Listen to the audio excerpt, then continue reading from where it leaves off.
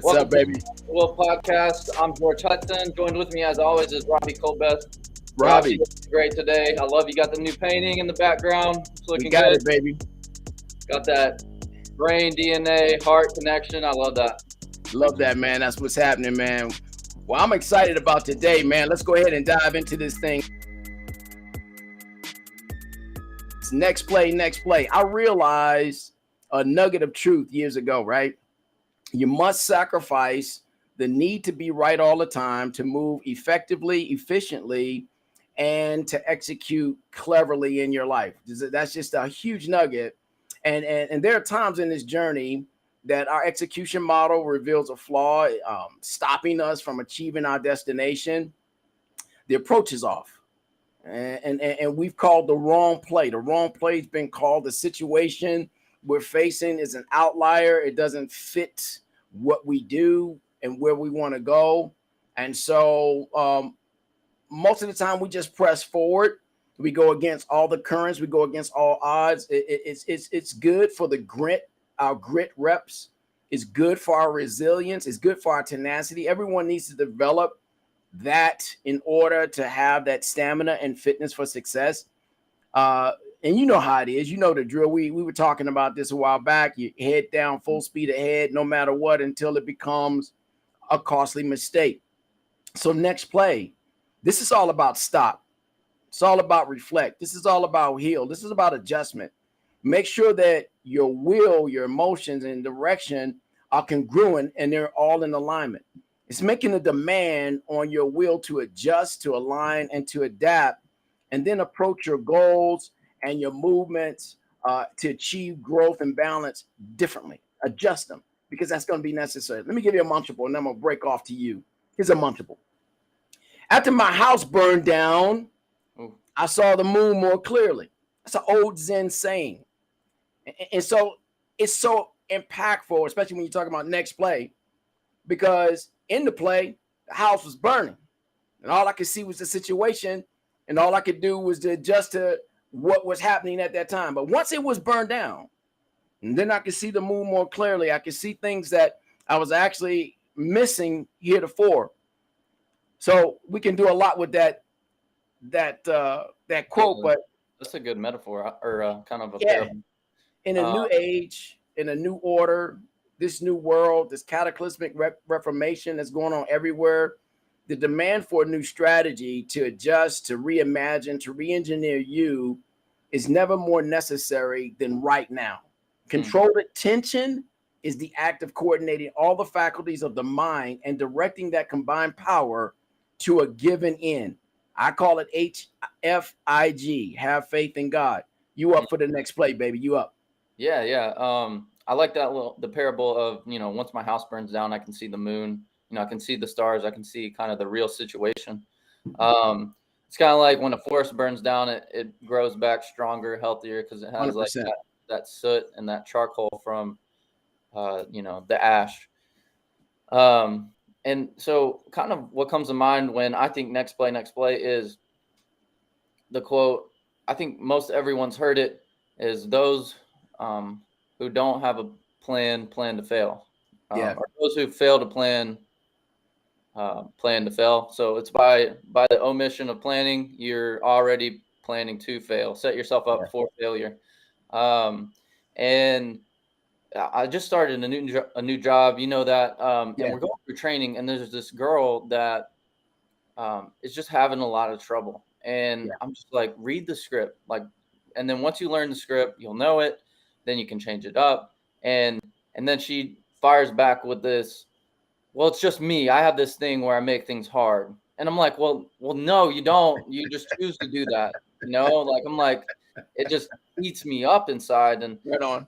She doesn't realize those predispositions and that negative mindset, how that can affect her. But what she also doesn't realize is that's highly manipulative, or you can manipulate your mindset for the better to position yourself to succeed, to grow, to move forward. And it's just hard to listen to her talk because you see that mindset bleed into life. Right on. So it affects everything she does. And so some of those things are yeah, just her mindset is ingrained. It's in her subconscious. Somewhere down the line in her childhood, either her parents or someone put that onto her, and she accepted it, and then ingrained it into who she is, and just hasn't really had that next play, stop, reflect moment. Heal. You know, Yeah. sometimes we have those gut check moments. You know, like sometimes they're near death experiences. I've had one where you just kind of sit back, step up, and like, what am I doing? You know, Yeah. where am I at? What's my purpose? You know, all these other things. You've had it. And it just, I'm getting chills right now thinking about it. But Right on. Right on. Right and on.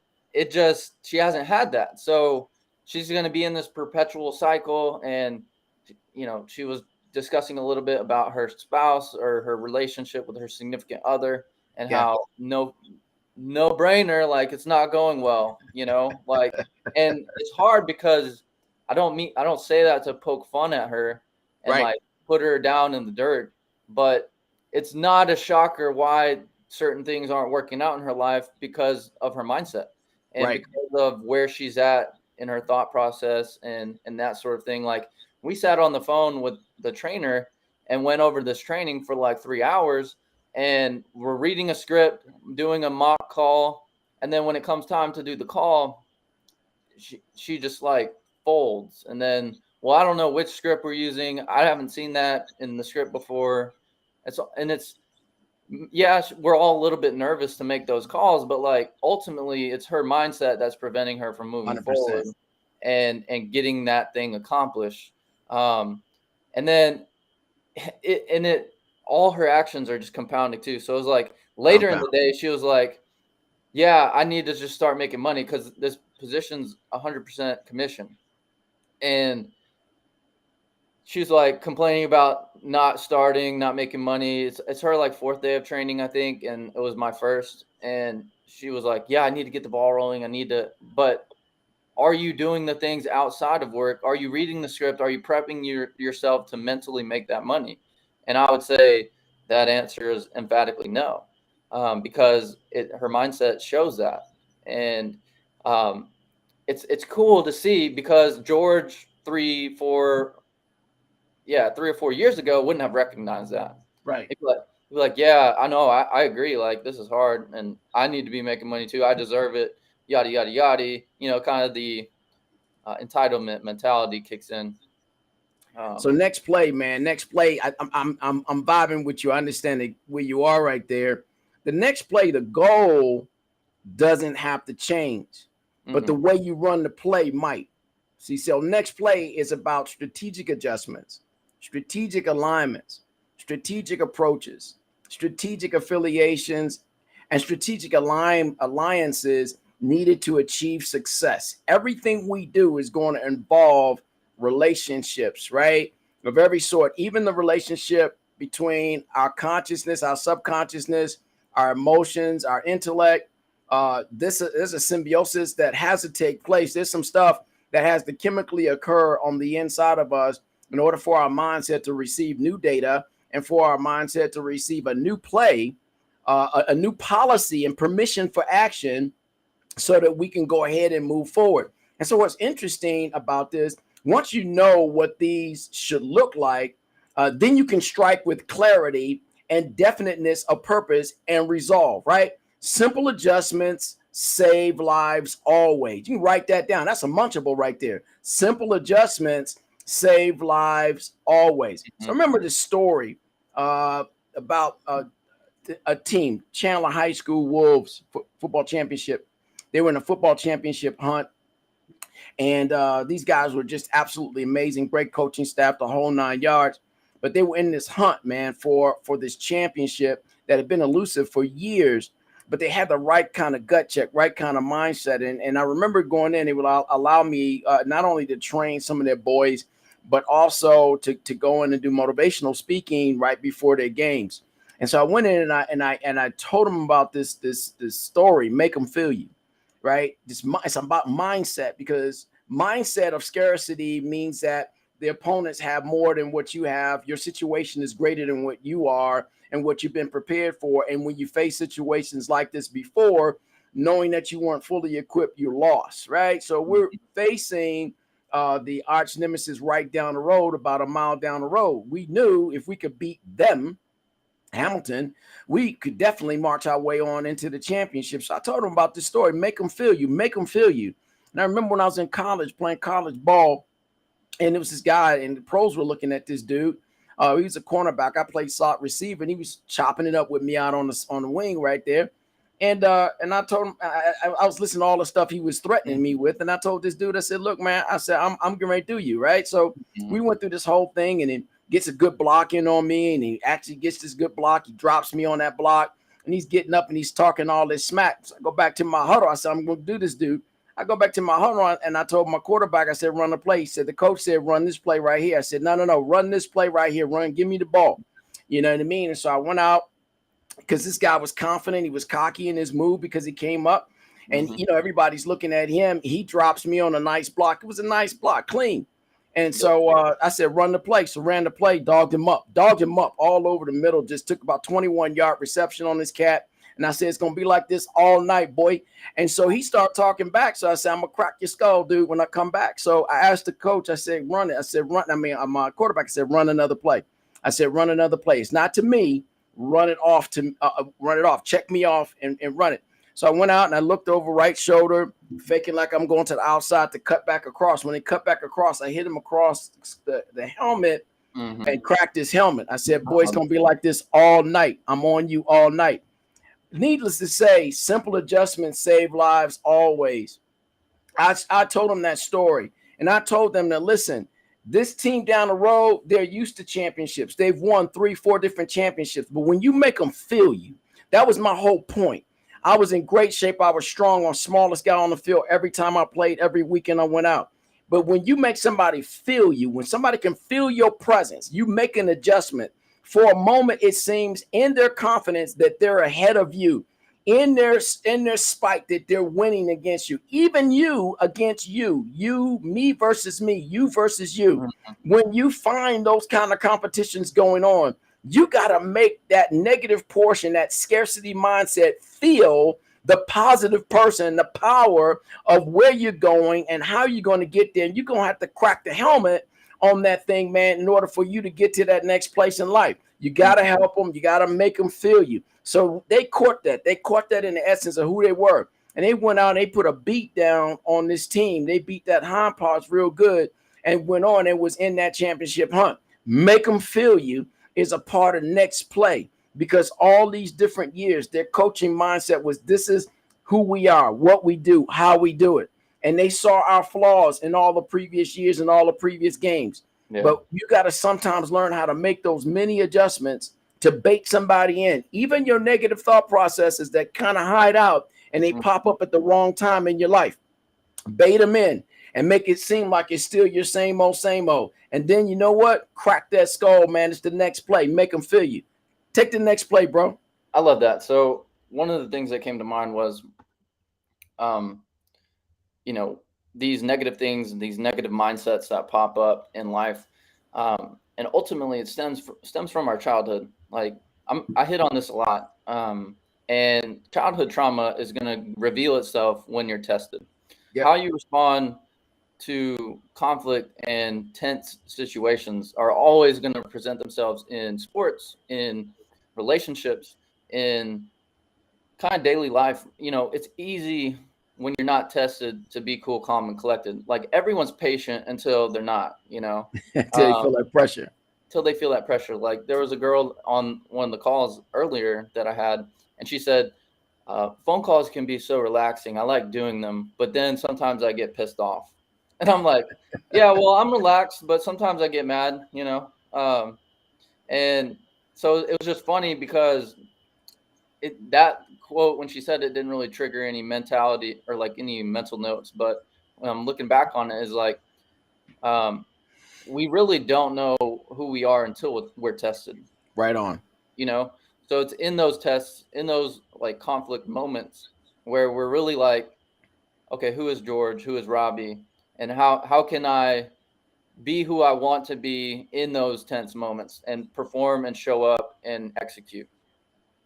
And the only way to do that is to continue to test yourself. That's it. Get in the game. You reframe, plan that next step, get in the game. You know, your play right now might not look like the end zone, but ultimately that's the goal. That's the goal right there. And so some of those things that come to mind is like you have to keep planning the next play regardless of where you're at, and based on your goals, based on, you know, who you want to be, based on morals, based on your spirituality, based on religion. You know, you have to collectively figure out who are you and how do I be who I want to be, and what are the things I need to remove from my life that's preventing me from doing so. And then once you know who you are, you can go out and achieve these results because you almost move so swiftly that you don't have to think about what you're doing. You don't have the second guessing. You're your own man. You're like the 7-nation army about to go take down, you know, Rome, and you don't need anybody else. Right on. You have support, but you don't necessarily need it because ultimately you're in charge of you. That's good stuff, man. No one's going to come and tell you to turn off the TV and go out, go read. You know, no one's going to tell you to turn off the TV and start that side hustle on YouTube. No one's going to tell you when you should start the podcast. No one's going to come and wake you up and be like, hey, you got to do this. No, you got to do it. You have to ultimately wake up and figure out who you are and what you want to do based on your skill set. Or if you don't have that skill set, how can you achieve it? There's so many ways to improve and grow and all these other things. And if you would have met me maybe 2-3 years ago, I wouldn't have been who you wouldn't have had the same first impression of me when we met in Vegas. I wouldn't have been able to hit it off with you. I didn't know who I was. I didn't know what my passions were, or maybe I did. I just wasn't courageous enough and confident enough to speak up about it because I just thought it was weird. Like no one cares about that. Yeah. You know? So it's some of those things that you just have to figure out who you are before you can even pivot and move and apply that next step. And once you do that, then you're dangerous. Like you have the tools, you just got to execute, right? Make them feel you. You have that forearm that's just going to bust a crack in somebody's helmet like that. I don't even know how that's possible. Maybe the helmets weren't as good back then, obviously. That's called force against force, baby. But I gotta think just like overwhelmingly the force of your forearm was just pretty sturdy on cracking that helmet. Well, I used to do some martial arts, dude. And I've actually, by the grace of God, not breaking any bones, but I've actually smashed 6 boards together. No. That's insane. On an elbow strike. And Grandmaster Choi taught us something, and he taught us about it was a combination of things. It was strategy, speed, sequential movement, synergistic movement, symbiotic movement. So you can succeed and you have to stick to it, right? I'm gonna give you those back in just a minute, but nevertheless, you mentioned pivot. When you shift your body, by just shifting your body the right way, shifting on and pivoting through your hips the right way, you deliver 4 to 7 times the amount of your weight and pressure onto the object that you're directing it on. So 6 boards right here. We were doing a fundraiser for a kids program in Charlotte, North Carolina. And so I just pivoted and delivered the blow. Boom, seeing the end of the board, the last board exploding out, right? That was the goal. That was the objective, to make that backboard explode, make the other 5 boards, although they were broken, stay intact, because I was making them feel me. That's the point I'm trying to get to. Using the strategy, delivering the impact that's necessary, that all the other forces don't look like they've been challenged or hit at all. But that backboard, which is the main one in control, that's been blown out and shattered. And so they watched that. They filmed it. It's literally on film. They filmed that whole thing. They said, what kind of gimmick is this? It's not a gimmick. And so I had to do it again. And I did a kick the same way. Had to do it again because it's all about penetrating power. And we've got to learn strategy. What is the penetrating power we need to deploy first in strategy? What is the penetrating power? First, we got to get out of scarcity mindset and into abundance. Number 2, you got to move with speed. Once you know what you're supposed to do and how to do it, you got to move with speed. It's got to be delivery, and you can't have any fear about dropping that thing on there. Next, sequential movement. Sequential movement, but it's a term. It means movement. It's a figure of the body section going through a series of changing positions. It's almost like mechanical movement, and it depends on many different factors, including your muscles, your dynamics, your joint action, shifting of your body weight, changing in your balance, all kind of things, right?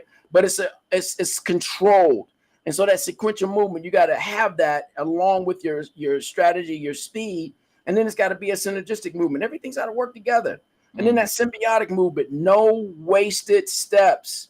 Your codependency on all the other things that you've already put inside of yourself. There must be a symbiotic alignment to all of that's going on so that you'll have a greater contribution from what you're trying to accomplish off the single thing that's in your mind to succeed. And that's where success comes. And then you stick to that until you have to make that adjustment again. And when you make that adjustment again, it's for that area that's in your life that's now under attack because it no longer fits the situation the way it used to be. Next play. Yeah. So another thing you hit on was like reorienting your plan. So, you know, I see that painting behind you, the brain, the DNA, and the heart.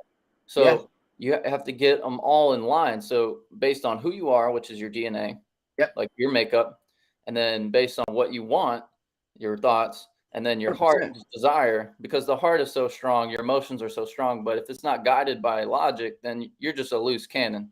That's it. So it's like fixating all that mind, like who you are, what you want to do, what your heart does, your emotional desires, fixing it all on one point. And then you can do something crazy like chopping 6 blocks in half with one punch, or kicking it and breaking down blocks. And then people look at you like, no, that's not real. It's rigged. Something he's doing is wrong. That's illegal.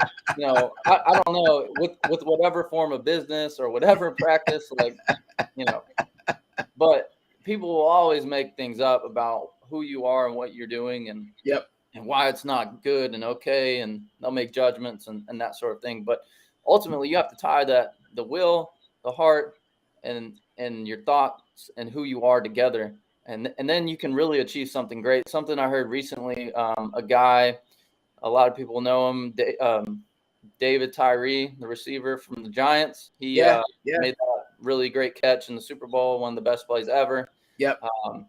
And you know, it was a prayer. Eli just threw it up and it just stuck to his helmet, you know. But he had this quote he said was like, you have to maintain a super high level of focus to achieve anything great. 100%. We live in a world of so much distraction, so much noise.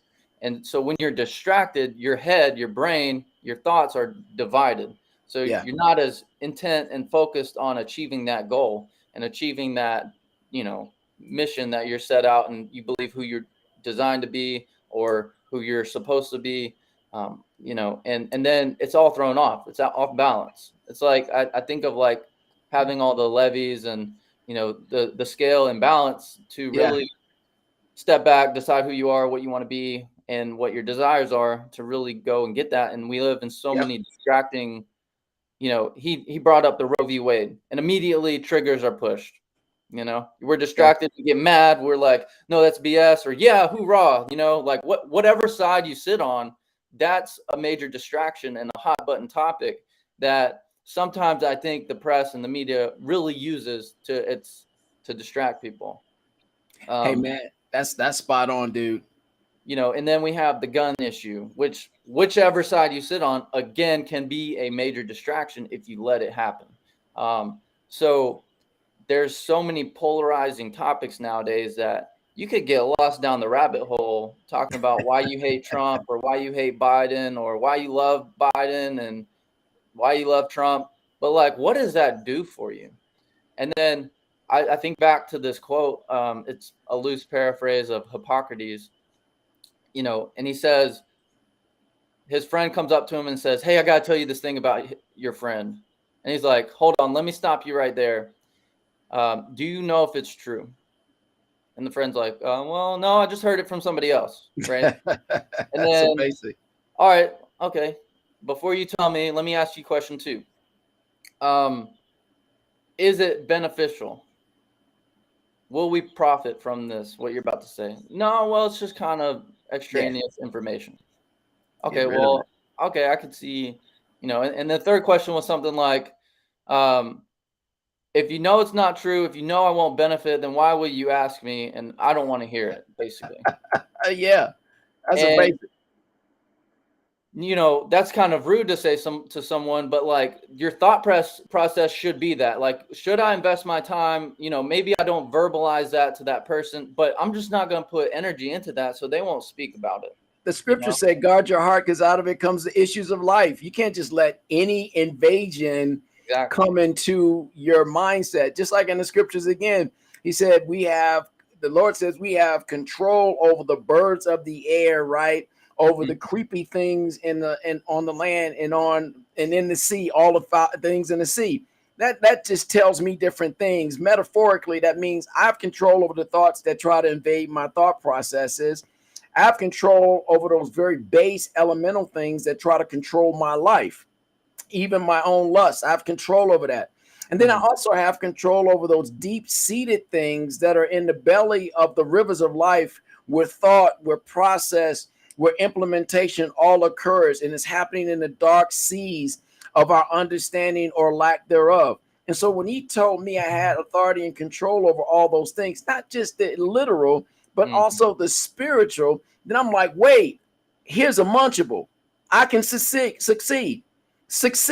To do this, sometimes you must disguise your next move, your thrust and your projection, so that opposing forces believe that you're incapable, even ill-equipped to achieve. And sometimes you got to fool your own self, because sometimes when you get ready to do something great, if you start saying it over and over again and still you're laying the foundation for what you need to have happen, you could circumvent that forward process, because you still got the scarcity junk that's in there that's trying to invade or has been part of your habit form, and you've got to get rid of it. So when you disguise your next set of moves for you to succeed, don't stay there too long, because unfortunately habits have a way of forming. Negative habits have a way of forming almost instantaneously, and they have a way of getting a hold of your mental design almost instantaneously.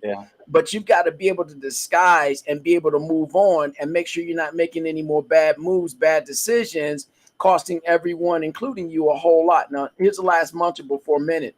Disguise. I coached for a while, and I was studying film and tendencies of developing players, and I could see players before, what they were about to do before they actually ran the plays. And it was almost like I understood, because I used to study a lot of film. So I could see when they were cheating on their techniques. I could see when they were telegraphing the play that they're about to run, and the defenses and how they were going to blitz on this, that, and the other if we showed a certain thing. So what I would do is have our team run a disguised play. So I lend to the tendency and to the strength and the confidence of my opponent. The purpose behind that is so they can gain more confidence, to make them believe I can win. And so I would run a couple of plays like this. And then after I run a couple of plays like that, then I ran to our strength, having exposed all of their telegraph, having exposed their areas of weakness. I ran a play to our strength, knowing that we were in symbiotic, synergistic relationships, knowing that we had already adjusted and figured that they were probably going to run that way because of what we've done before in the past. And so they had a confidence, but we had a greater confidence when we ran to our strength. We knew that we were bringing them in by running to their strength, but we knew in our growth mindset, hey, we can succeed as long as we are on one accord. We're synergistic, we're symbiotic, we're working out this strategy, we're moving with speed. There's nothing that can stop us but ourselves. We've realigned ourselves, we've practiced our new self, and so we're able to go and execute on this next play. So this play didn't work. It was designed. Next play didn't work. It was designed. But the next play, it was designed to work. So we would get our first down or get big yardage, or we would score. And after a while of doing that and the other team not realizing that was a strategy, we demoralized their confidence. They realized that their plays weren't working. So now they start coming up with a whole set of different defenses and a whole set of different offenses. So we've got to, and so I looked at that as a life skill. And as a life skill, when I see something going wrong, I have to examine my play. My play calling might be off. I might be going in a confidence that worked 10, 15, 20 years ago. It doesn't work today, not exactly the same way. My goal can be the same, but the way I run my play, I got to run my next play, and it's got to take into account my examination of all those things that are broken, that are in need of repair, that no longer work, and their defenses confidently stacked against me to make sure this will not work. The purpose behind that stacking is not really to stop my forward progress, but to show me that this is a scarcity mindset. It is based on what you learned heretofore, is based on what everybody else told you, is based on your trials, your errors, and your successes, and your ability to move forward is not going to be now cannot be based on what your past was. It's got to be based on what your future is going to be and what you're preparing to do with that. Man, next play, you run it, brother. Yeah, there were so many good points there, and I was going to play off one. Is like you mentioned, reorienting your plans, regathering. So at no point do we ever have it all figured out. No. So based on, and I just tie it back because you have to know what you want to reorient, because based off what standards do you reorient and replan and recast vision to, these two plays haven't worked. Maybe I designed it that way to set them up. So I'm going to hit them where it hurts. I'm going to run the dive, and then I'm going to dive and then pitch it out, or hit the play action and then dish it over, the middle, because the linebackers are cheating up. And just utilizing those skills. If you don't know you have those skills, how can you reorient your toolkit to execute in a different way and replan, recast vision and do that to where you can still win, even though you've lost a couple battles to ultimately win the war. And with life, doesn't exactly have the same time limits as a football game, but thankfully we have so many chances to succeed in life. And when I hear like people, well, just because of my situation, or, right. They had it so much better than me growing up, or, well, I actually had to pay for this, that doesn't limit you from achieving greatness and the things you want in life. You're just using that as a crutch and an excuse to why you don't deserve it. And, the outer forces aren't going to present themselves to you. When the student is ready, the master reveals itself. Like, if you're stuck on that, well, I don't deserve it mentality, nothing ever will present themselves to you to get out of your disaster situation, Dude, you're killing it right now. I got a nugget, a munchable while you were dropping the mic right there, bro. And that is symbiotic and mutualistic relationships, right?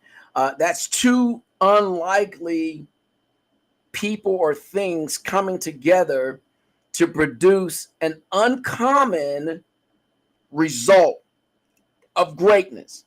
No, listen. Just don't become codependent in that area. So futuristically speaking, and bringing it back down to something we can understand a little bit basic, you need mentors. We need to get some people in our lives that have been successful in different places in their lives, and they can bring a current of wisdom to our understanding, so that it can flush out and push away all this other stuff called trial and error that hasn't worked, so we don't spend a whole lot of time in that area anymore. With this new current, its job is not to tell us what to do, but to cause for our minds to get a new thought process. We got a thought about where we want to go, what we want to do, what we want to be. God's given us a blessing and given us a gift and showing us a way. And now somebody came in with a divine interruption to give us a fresh idea. That fresh idea, now moving with our plan, creates a bigger and better idea. It's not necessarily, and this is where parenting comes in. We have to parent our own selves and adult our own selves. It's not that when we hear our parents' lessons, like I hear my lessons of my father and my mama sometimes in my head, but it's not for me to follow what they said, the rule, the regulation anymore. Right. The purpose behind my brain bringing it back up, my brain is telling me you're stuck in this spot right here. So the lesson comes up, and the lesson then interrupts the flow. And when it interrupts that flow that's going on inside of me for me to get to my goal, its purpose is not to stop me from getting my goal. Its purpose is to bring me a current, a wave of new wisdom, knowledge, understanding, and perfect discernment, so that between the two thoughts, two unlikely thoughts, something greater, something more beautiful, something more powerful will produce that uncommon effect that I need to change my game and to bring me closer to my goal. Next play, baby. You on deck. One thing that came to mind was the idea of autonomy. And like, I'm going to say this phrase and then explain it, and I'm not meaning it in a bad way, but it's like, I don't need the people around me to be successful. Like, I don't need them in my life for me to be successful, right?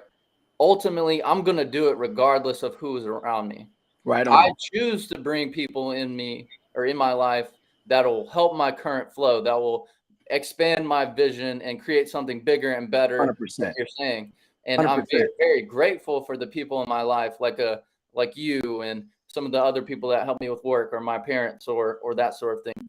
But ultimately, if we don't have this sense of autonomy and this desire to own our actions, even the mistakes, yes, you know, the world is hurting for a sense of self-responsibility, self-respect in that way. Because if you're always blaming other people for what happens to you and your situation, and you have that victim mentality, and yes, tragic situations do happen. I don't want to like underscore that, but ultimately my life is mine and I have to make it happen, Captain. You know, like I'm the captain of my ship. I got to take control. You know, there are outside forces, but I have to do everything in my power. If I have these goals to make things happen, I have to make it happen. If I want that, if I say I want that, then my actions have to translate with that integrity, you know, like that sense of, do my actions communicate my words, and do my words communicate my actions? And are those in line with who I want to be and who I need to be in this life? So that autonomy and attaining that, and that desire to, you know, be that one-man army, and no matter what, no matter who's in my life, I'm going to carry my cross. I'm going to carry your cross. I'm going to do whatever I can. You know, if I have to carry 3 crosses, I'm going to cross a line, right? I'm going to go that second mile, that third mile. You know, I'm going to figure out, okay, how does a person really even do that? You know, has someone done it before? And those are the people that I'm bringing in my life that are just going to feed into my vision and my goals, right on. and all in line with my morals and who I want to be. So it's not like when people say live your truth. Well, you're really living your opinions, because truth is universal. You know, it's not subjective. Absolute. You know, gravity is objective. Everyone's going to fall off a building unless you have some unattained or undisclosed superpower to fly. You know, everyone's going to smack on the concrete. I love this scene out of The Other Guys with Will Ferrell and Mark Wahlberg, where, you know, The Rock and Samuel L. Jackson are running off the building, and they're like, aim for the bushes, you know? Yeah. And there's no bushes. They just flat right on the concrete. So in that movie, like, they're the superstars. They got it all made. They're like, you know, the for lack of better words, the badasses in the cop room, you know. And then even then they can't fly, you know. So truth is objective. There's subjective opinions based on your interpretation of truth. So, but ultimately, you have to inline your vision with some of the aspects of the objective truths of this world to really achieve something. Like the Wright brothers, they understood gravity, but they built a machine that worked against it. You know, it was their interpretation of the truth in an accurate light that allowed them to understand how to make a wing and you know, fly and float in the air. And make a little engine to lift it off the ground. and have it self-propelled, and then have wheels where they could even land on it. So none of that could have been possible if they didn't understand how gravity worked and had some sense of reality of there is an objective truth. Like if you just deny reality, well, we wouldn't have airplanes. We wouldn't have cars. We wouldn't have this laptop computer that I'm sitting here, on the Zoom or FaceTime with. And so you have to have some sense of objective reality and objective truth to really even go out and do anything in the world. Next play. Yeah. So I could hit that nugget all day. What do you got? Next play. It's a munchable. This is a munchable nugget right here. We're not going to be just like everyone else, repeating and living just like them. We must unlock, undress our distressed will, opening the doors to all creativity and divine awakening. That's a munchable. That's the gift that every human being should be striving to do. That's what Savage Will is all about. Here's another munchable. Everyone's superpower is this: adjust, align, then achieve, move with a growth mindset. That's everybody's superpower, right? I like your analogy about the superpower. That's hot, but that's every one of our superpowers right there. We can adjust, we can align so that we can achieve. But once we make the adjustment and the alignment, we must move so we can achieve. We don't just get the data and the information and start plugging in and writing it out. We've got to move. And so we've got to move in that growth mindset, because the effect brings about confidence. The effect brings about self-esteem. The effect brings about different levels of resilience. 10 years, Carol Dweck, DWECK, and a team from Columbia and Stanford, they examined, primary school children that focused on, and they focused on praise, and they focused on two mindsets, one of scarcity and one of abundance.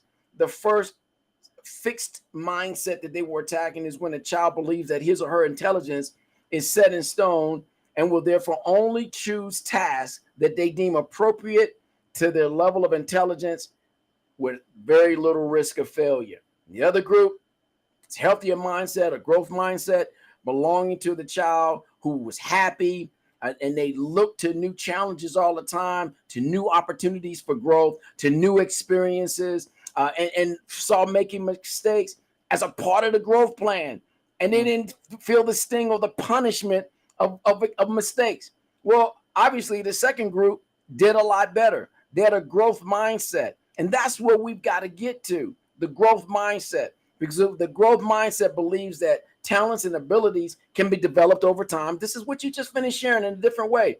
It believes that we're going to get resilient. We're going to become stronger. We're going to become more pliable. We're going to become more powerful. And our mistakes are just tools. We're failing forward. We're not falling back. We're not failing altogether. It's not an A, get all A's or all B type of situation that we're forced into as children. No, this growth mindset is, hey, I fell forward, but this is what I learned, and this is how I've taken what I've learned, and I can apply it to my life.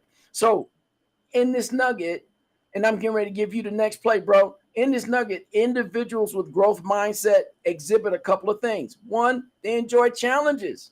Two, they understand that it takes effort to become good at something. Three, they're okay with criticism from others, since it gives them an opportunity to get better at something. Four, they're persistent in what they do. Five, they always love to learn as much as possible, including their own failures. And number six, they look to find tips, tricks, other people's successes, and align them and apply them to their own lives so that they can see some incredible results in what they're trying to do and what they're going to achieve. You got the next play, dude. I'm about to go off. I'm so fired up. Yeah, so you hit really big on this idea of, equipping yourself to withstand the resilience of mistakes and failures, and having that abundance mentality of like, it's failing forward, no loss is really a loss. It's just a lesson. It's the next step in the journey. Yeah. And one of the things I think of is we live in such a stimulating world, and if you look at like physically stimulating on the eyes, on the stomach, entertainment wise, it all plays into our dopamine feedback system. 100%. So a little like science trailed for a minute. So because life is so stimulating, and then you have all these people that want handouts, I believe on a physical level, they can't withstand challenge and trial because they're already so stimulated and their reward system's fried. So a lot of people out there, and then this will play into like people who suffer from depression. They're chemically wired to not be able to withstand some of those trials and tribulations and work through them. It's not that people who aren't depressed don't struggle. It's just they have the feedback system loop to withstand that challenge and like strategize, plan that next play, and then move forward. And then we get that response of, dang, this feels good. Like I have to keep moving. I have to keep challenging myself and keep, programming myself to love the work and love the grind. Kobe, rest in peace, had this phrase where, the dream is not the championship. It's the 6 a.m. workout. It's the the breakfast and then the 11 a.m. workout. It's the grind. The grind is actually the dream. It's the late nights. It's the early mornings. It's the last one to leave the joint. And then, doing the things that others won't do is really the dream. That's where the satisfaction comes because, you put into it what others didn't and what others weren't willing to do. And then, on an internal basis, you pushed yourself way further than you ever thought you could do, way further than you ever thought you could be. So I always think of all these successful people like, man, when are they going to stop? They're already so rich. Elon has Tesla. Why do you buy Twitter? And then, but I back up and think about it. The man who loves walking will go further than the man that loves the destination. Exactly. So it's not that they love the destination. It's just their work ethic and their practice and their mindset is just designed where they can't fail because they love the grind. They love that obstacle. They love, waking up in the morning and trying to solve the world's problem. Obstacle is the way. The obstacle is the way. Yeah, exactly. Jeff Bezos in 90 something or 80s, saw the power of the internet and thought of, hey, it's a shot in the dark. I'm going to make a bookstore online. Do it. Yeah. And then that's what we have today as Amazon. And, not many people knew about the internet and, all these other things, but ultimately he had the vision to see it despite what everyone around him may or may not have thought, and the people closest to him invested because he saw the vision well enough to cast that vision to other people. And then ultimately it didn't matter who said no, he was going to find as many people as could say yes and get this vision launching and mapped out that were needed to make it work. So in wrapping that up is like, you have to enjoy the grind. You have to enjoy the journey. And that is the actual dream. The championship is great and it's sweet. Yes. It's that cherry on top with the whipped cream on like a cookies and cream sundae. But you got to mash up those cookies. You got to milk the cow. You got to do all the work. And no one really wants to see that. They're all love the celebration, of popping the champagne. But they didn't put like the 25, 30 years that Steph Curry put into playing basketball, and his talent is unparalleled. No matter how much I play basketball, I will not shoot like Steph Curry. I will not dribble a ball like Steph Curry. He put that work in. He put the work in and maximized his DNA, I would say. And he's not done yet because he's probably going to become a pro golfer when it's all done. Yeah. Because he's multi-talented. He's crazy. One of my favorite people to watch. I love him. Yeah. Go ahead. Take it away. I got the next play. Yeah. Next play. You're up. Is the next play. I'm gonna give you 5 carry-out munchables, right? But I'm gonna start with this statement. Believe what you're saying, then others will believe you. Yeah. Believe what you're saying, then other people will believe you. So make them feel you. That's what that was all about. Right. Make them feel you. It's all about put your work in, pay the man. Make them feel you. It was all about grind. Make them feel you is all about get paid. Make them feel you is all about be better, and then be better than your last best self. Make them feel you is all about execution. But here are those 5 carry out munchables specifically that I want us to take a look at in this grind right here.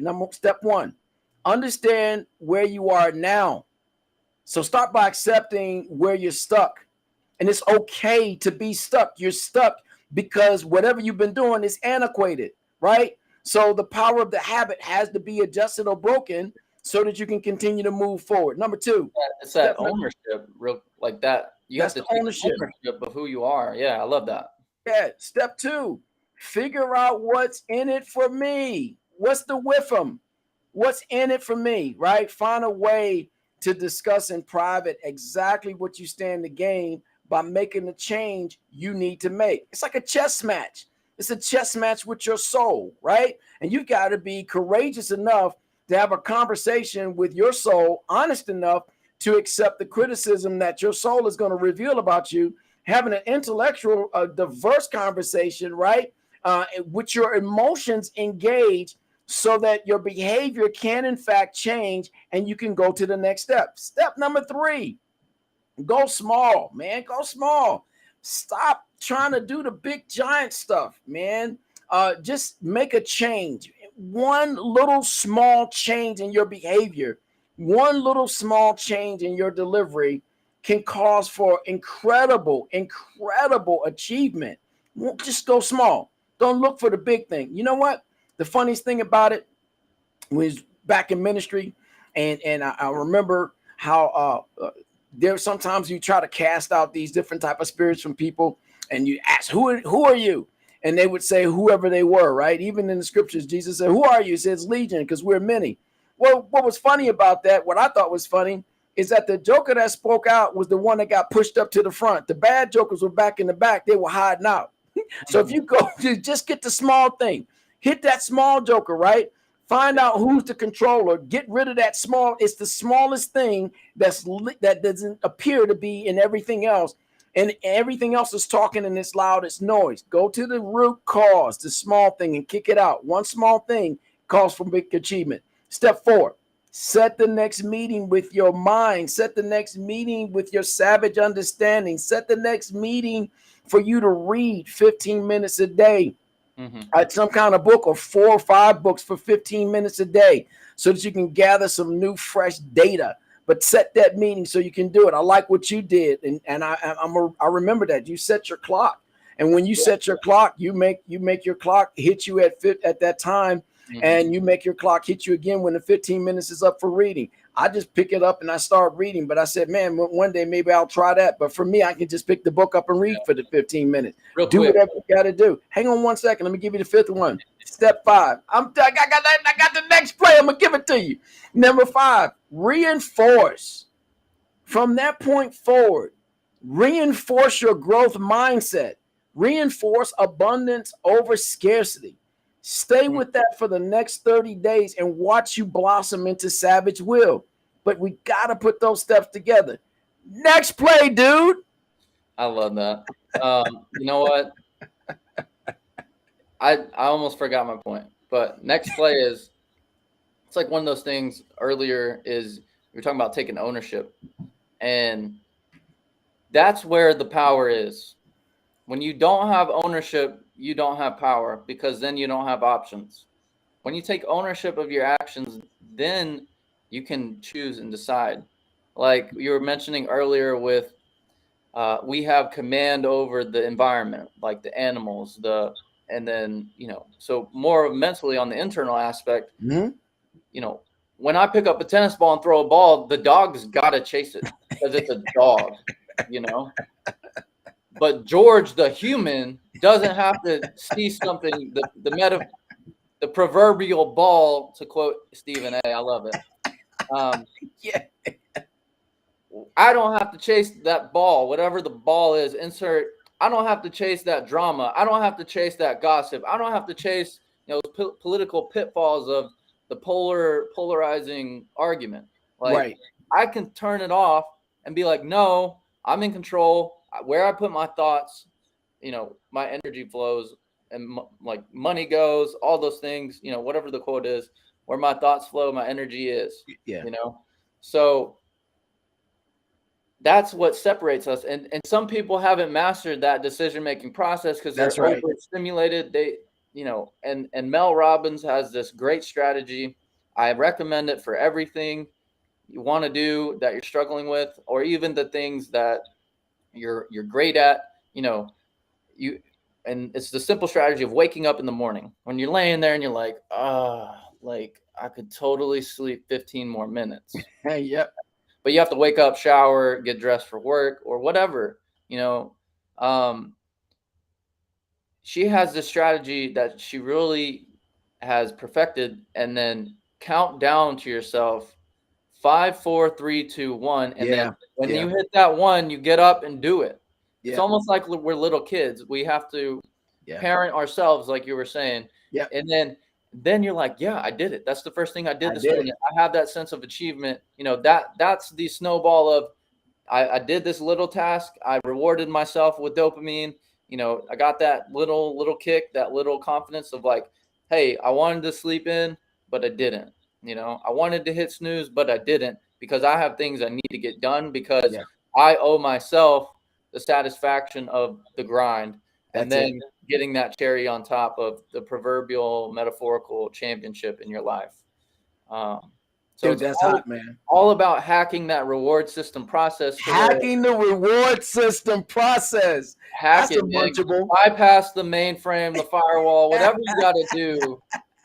And another strategy I recently heard that I'm not as familiar with is if you work from home, this is great. Or if you work in the office, not as an ideal environment, but if you're in home, you have a really comfy chair, right?